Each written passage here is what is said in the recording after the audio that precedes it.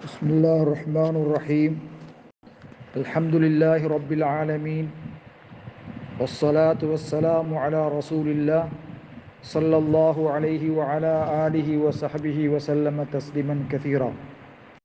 أما بعد، فعن أبي مسعود رضي الله تعالى عنه قال قال رسول الله صلى الله عليه وسلم: يؤم القوم أقرأهم لكتاب الله، فإن كانوا في القراءة سواء فأعلمهم بالسنة، فإن كانوا في السنة سواء فأقدمهم حجرا، وإن كانوا في الحجرة سواء فأقدمهم سلما، وفي رواية سنا. ولا يؤم الرجل في سلطانه، ولا يقعد في بيته على تكريمته إلا بإذنه. எல்லாம் வல்ல அல்லாஹ்வுக்கே புகழ் அனைத்தும். கண்ணியத்துக்குரிய சகோதரர்களே, இன்றைய பாடத்தலைப்பாக தொழுகையை இமாமத் செய்வதில் யாரை முற்படுத்த வேண்டும். பல உலமாக்கள், பல அறிஞர்கள் சபையில் இருக்கின்றார்கள்.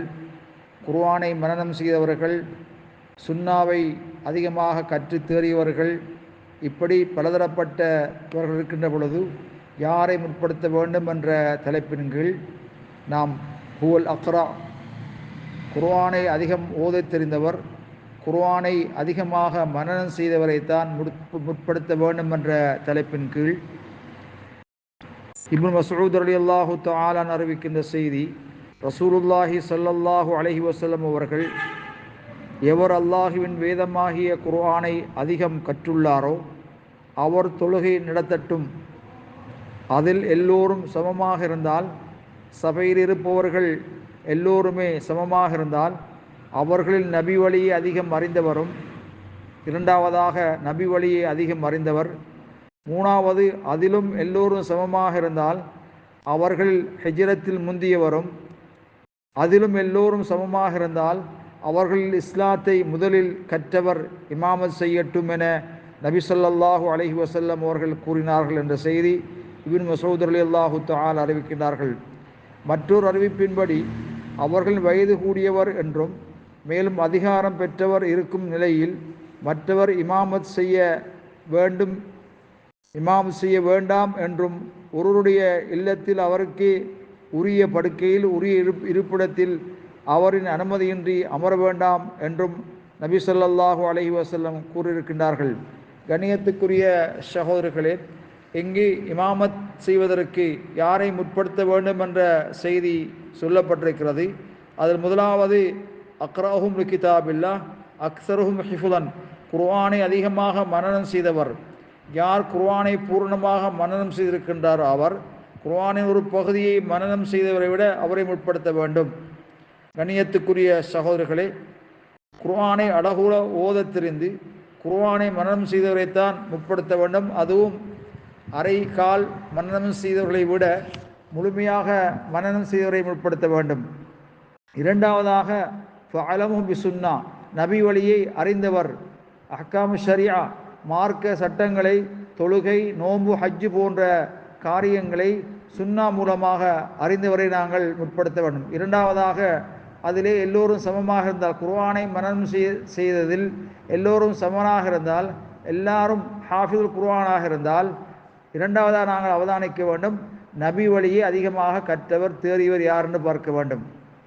அதிலேயும் அவர்கள் சமமாக இருந்தால் ஃபக்தமும் ஹிஜ்ரத்தன், ஒரு சிறுக்கியத்தான நாட்டிலிருந்து இஸ்லாமிய நாட்டுக்கு நகர்ந்த ஹிஜ்ரத்தை மேற்கொண்டவர் யாராவது இருக்கின்றார்களா என்று பார்க்க வேண்டும்.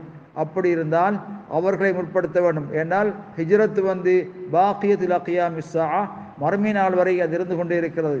கண்ணியத்துக்குரிய சகோதரர்களே, அன்னமன் ஹாஜர் இலா ரசூலில்லாஹி ஸல்லல்லாஹு அலைஹி வஸல்லம் அவ்வலன் யுகத்தம் அலா மன் ஹாஜர பஅதஹு, நபிகளாருடைய காலத்திலே மக்காவிலிருந்து மதீனாவுக்கு ஹிஜ்ரத்தை மேற்கொண்டவர்கள், அதுக்கு பின்னால் ஹிஜ்ரத்தை மேற்கொண்டவர்களை விட அவர்கள் முற்படுத்தப்படுவார்கள். ஏனென்றால் இவர்களை விட அவர்கள் அறிவினால் அதிகமானவர்களாக இருப்பார்கள். ஃபக்தமுஹும் சில்மன், அதிலேயும் சமமாக இருந்தால், இஸ்லாத்தை ஏற்றுக்கொண்டதில் முந்தியவர் யார் என்று பார்க்க வேண்டும், அல்லது வயதால் முதியவர் யார் என்று பார்க்க வேண்டும். அவர்களை நாங்கள் முற்படுத்த வேண்டும். மற்ற முக்கியமான செய்தி ஒன்று, ஒரு ரஜுலு ரஜுல ஃபி சுல்தானிஹி, அதிகாரம் பெற்றவர் இருக்கும் நிலையில் ஒரு வாலி, ஒரு கவர்னர், அந்நாட்டின் தலைவர் இருக்கின்ற பொழுது மற்றவர் இமாமத் செய்யக்கூடாது என்று நபி ஸல்லல்லாஹு அலைஹி வஸல்லம் சொல்லியிருப்பதோடு வலா யகூது ஃபீ பைத்திஹி அலா தக்ரீமத்திஹி இல்லா பிஇذனிஹி, மேலும் அவருக்கென்று உரிய படுக்கையில் இருக்கையில் அவரின் அனுமதியின்றி அமர வேண்டாம் என்றும் ஸல்லல்லாஹு அலைஹி வஸல்லம் குறிப்பிட்டிருக்கிறார்கள். கண்ணியத்துக்குரிய சகோதரர்களே, அன்னல் முகத்தம ஃபி இமாமத்தி ஸலா ஹுவல் அக்ரா,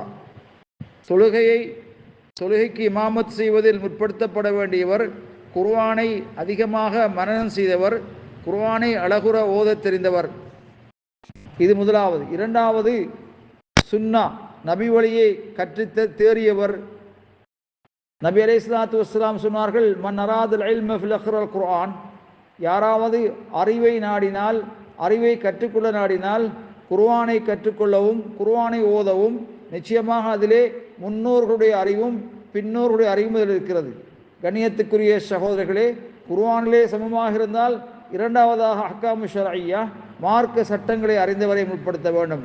இவ்வாறு அந்த ஹதீஸில் கூறப்பட்டதை போன்று அதிலே சமமாக இருந்தால், கிராத்திலே சமமாக இருந்தால் சுன்னாவை அறிந்தவரை முற்படுத்த வேண்டும், மார்க்கத்தை விளங்கியவரை முற்படுத்த வேண்டும். அதிலே சமமாக இருந்தால் நபிகளாருடைய காலத்திலே நபிகளார் என்பால் ஹிஜ்ரத்தை மேற்கொண்டவரை முற்படுத்த வேண்டும். அதிலேயும் சமமானவர்களாக இருந்தால் அவர்கள் வயதால் முதிர்ந்தவர்கள் அல்லது இஸ்லாத்தை தழுவியதில் முந்தியவர்கள் அவர்களை முற்படுத்த வேண்டும் என்று சொல்லப்பட்டிருக்கிறது.